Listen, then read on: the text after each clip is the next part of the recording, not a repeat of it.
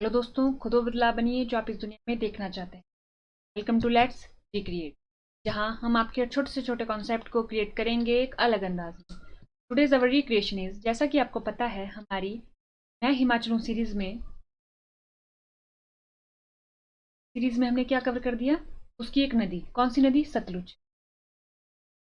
जैसा कि हम करते हैं, पहले हम अपना टॉपिक पढ़ते हैं, उसके बाद उसके सवाल जवाब देखते हैं। आज हम देखेंगे सतलुज से जुड़े सवाल जो उसके ऊपर पेपर में उठाए जाते हैं। देखिए, आज हम क्या देखेंगे? सवाल जवाब किसके ऊपर? सतलुज नदी के ऊपर, हिमाचल में बहने वाली सतलुज नदी के ऊपर जो जो पेपर में सवाल उठाए जाते हैं उनको आज हम देखेंगे कि किस किस टाइप के सवाल आते हैं। तो चलिए शुरू करते हैं। देखिए, ये हमने अपने पिछले लेक्चर में कवर किया है। तो ये रहा question number 1। Consider the following statement. Consider the following statement, नीचे लिखी हुई स्टेटमेंट को कंसीडर कीजिए। It has mythical relations to sun. Sutlej के बारे में बताया जा रहा है। It enter Himachal at Shipkila and leaves near Bhakra. Spiti, Baspa, Ropa, Ali, Tir, Ton are its tributaries. Spiti join Sutlej at Karchham. देखिए, 4 स्टेटमेंट दे रखी है। अब क्वेश्चन क्या है? How many of the above statement are correct. तो देखिए, हमारे हिमाचल से 5 नदियां बहती हैं, उनमें से सतलुज का रिलेशन सन के साथ नहीं है, हमने नहीं पढ़ा, तो ये स्टेटमेंट गलत हो गई। इट एंटर एट शिपकिला, ये ठीक है, हिमाचल प्रदेश में शिपकिला से एंटर होती है और भाखड़ा से हिमाचल को छोड़ के चली जाती है, ये स्टेटमेंट करेक्ट है। अब देखिए, ट्रिब्यूटरीज को ध्यान से पढ़िए। स्पीति इसकी ट्रिब्यूटरीज है जो लाहौल स्पीति के कुंजम रेंज से निकलती और इसको मिलती कहाँ पर है? ये नामगिया, नामगिया में मिलती है, ठीक है, नामगिया खाब में, नामगिया खाब में। बसपा, बसपा निकलती है किन्नौर से ही, बसपा हिल से, और करछम में मिलती है, ये भी सही। रोपा, ये भी सही है। अलीखड़, ये भी इसकी ट्रिब्यूटरीज है।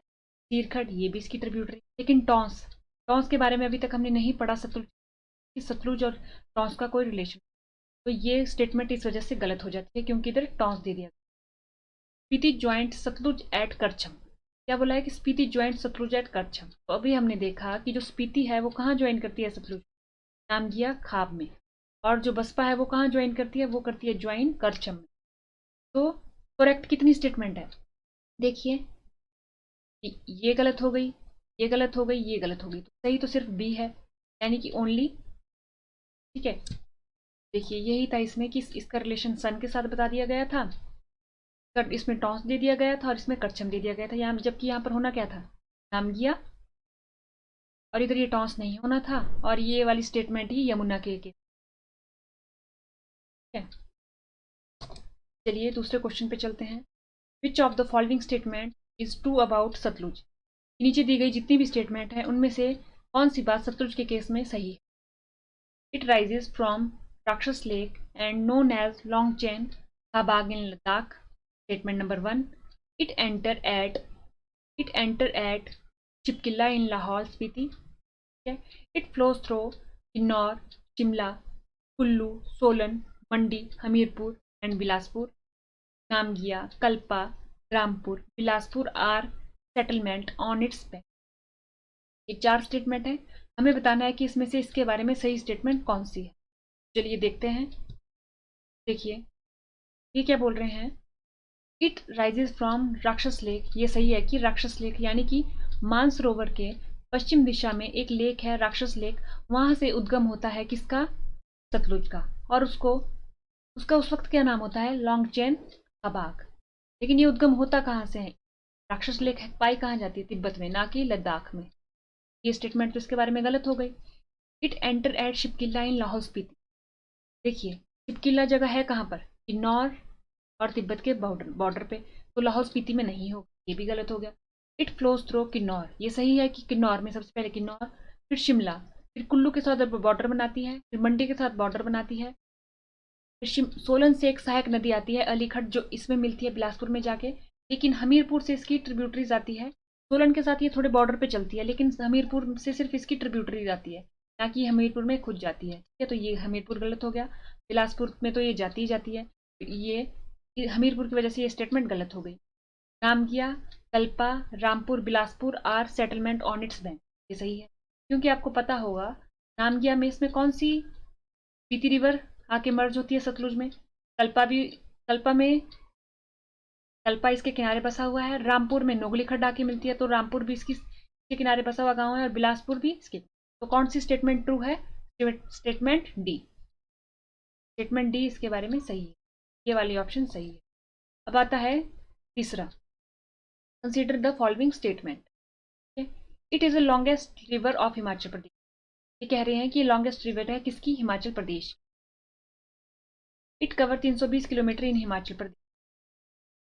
It's vedic name is Shatadru and Sanskrit name is Shatudri. ठीक है।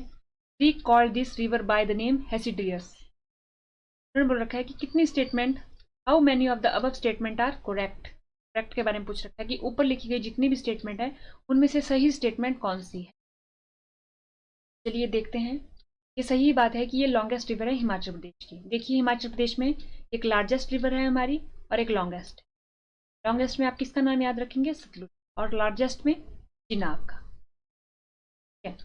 इट कवर 320 किलोमीटर की बात है। लॉन्गेस्ट है तो सबसे ज्यादा किलोमीटर यही कवर करती है। बाकी का हम आने वाले लेक्चर्स में देखेंगे कि चिनाब कितना कवर करती है, ब्यास कितना करती है, रावी कितना करती है और यमुना कितना। ठीक है। इट्स वैदिक नेम इस शतद्रु। देखिए यहाँ पर क्या गलत कर दिया स्टेटमेंट में कि इसका वैदिक नेम क्या है? शतद्रु एंड संस्कृत नेम शतुद्री, जबकि ये उल्टा है। इसका वैदिक नेम शतुद्री है और संस्कृत नेम शतुद्रु।